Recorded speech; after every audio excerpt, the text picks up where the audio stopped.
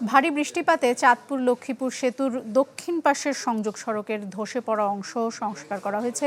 স্থানীয়রা জানায় দুপুরে সেতুর দক্ষিণ পাশে গাছতলা এলাকায় কয়েকদিনের টানা বৃষ্টিতে সড়কের মাটি সরে যায়। এতে ফাটল ধরে ধসে পড়ে একাংশ। খবর পেয়ে ঘটনাস্থল পরিদর্শন করে চাঁদপুর সড়ক ও জনপথ অধিদপ্তরের কর্মকর্তারা।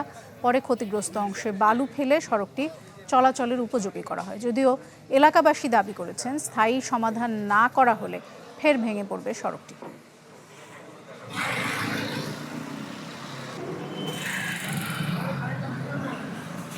প্রথম দেখে আসলে বোঝার মতন ছিল না যে নিচে দিয়ে খোলস হয়ে গেছে, বালু ছিল না, এরকম আসলে দেখে বোঝার মতন নাই। পরে আমি আবার ফেরত এসে যখন একটু তীক্ষ্ণভাবে দেখার চেষ্টা করলাম, দেখলাম যে নিচে দিয়ে বালু নেই। লক্ষ্মীপুরের রাস্তাটা গেছে ভেঙ্গা পড়ে গেছে এই আজকের বৃষ্টির কারণে। কালকেদের এই সমস্যা ছিল, আজকে এটা পুরো ভাঙ্গা নিচে বালু পড়ে গেছে। এই ব্রিজের ঢালার নিচের মাটি সইরা গেছে, এই কারণে অ্যাক্সিডেন্টের যে কোনো মুহূর্তে অ্যাক্সিডেন্ট হতে পারে। এই কারণে এখন এই জায়গাটা ভর করে দেওয়া হইতেছে।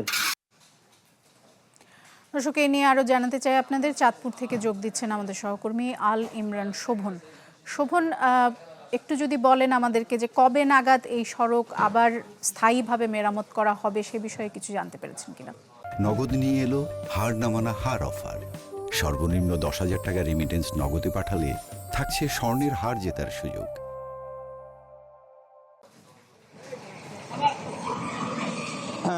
দোলা, কয়েকদিনের টানা বর্ষণের কারণে চাঁদপুর লক্ষ্মীপুর সড়কের গাছতলা এলাকায় ব্রিজের গোড়া দিয়ে মাটি সরে যায়, যার কারণে এখানে বিশাল একটি গর্তের সৃষ্টি হয়। আজ দুপুরের দিকে হঠাৎ করে এই অবস্থার সৃষ্টি হয়। এই ঘটনাটি জেলা প্রশাসন এবং সড়ক বিভাগের কর্মকর্তারা জানতে পেরে তারা দ্রুত সেখানে বালি ফেলার ব্যবস্থা করেন। আপনি দেখতে পাচ্ছেন আমি এখন ব্রিজের গোড়ায় দাঁড়িয়ে রয়েছি। সেখানে সড়ক বিভাগের তত্ত্বাবধানে জরুরি ভিত্তিতে বালি ভর্তি যে বস্তা আছে সেগুলি ফেলানো হচ্ছে। পাশাপাশি এই স্থানটিতে যাতে পাকা করে ব্যবস্থা করা যায় এবং বাঁধের সড়কের পাশে যাতে একটি বাঁধ তৈরি করা যায়, যাতে সামনে দিয়ে একটি সমস্যা না হয়, সেই ব্যাপারেও তারা বেশ তৎপর রয়েছেন। তো জেলা সড়ক বিভাগ জানিয়েছে প্রায় এখানে 10 থেকে 15 মিটার জায়গা জুড়ে এখানে বিশাল গর্তের সৃষ্টি হয়ে যায়। বৃষ্টির কারণেই মূলত এই অবস্থার সৃষ্টি হয়েছে বলে তারা জানিয়েছেন। তারা বলছেন বিষয়টি নিয়ে তারা গুরুত্ব সহকারে কাজ করছেন এবং এই বর্ষা মৌসুমে যাতে বৃষ্টির সামনে কোনো ধরনের ক্ষতিগ্রস্ত না হয় সেই ব্যাপারেও তারা বেশ তৎপর রয়েছেন। তবে স্থানীয় বাসিন্দারা বলছেন আসলে এই ব্রিজের গোড়ায় হঠাৎ করে মাটি সরে যাওয়ার কারণে তারা বেশ আতঙ্কিত হয়ে পড়েছেন।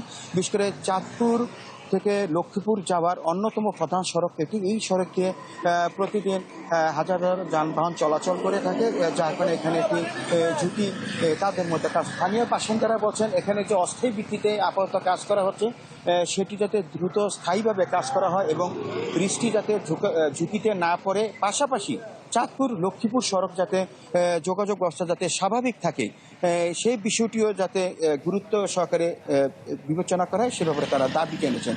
এই ছিল চাঁদপুরে ব্রিজের গোড়া থেকে মাটি ধসে দেওয়ার সর্বশেষ অবস্থা। জি শোভন, অসংখ্য ধন্যবাদ আপনাকে।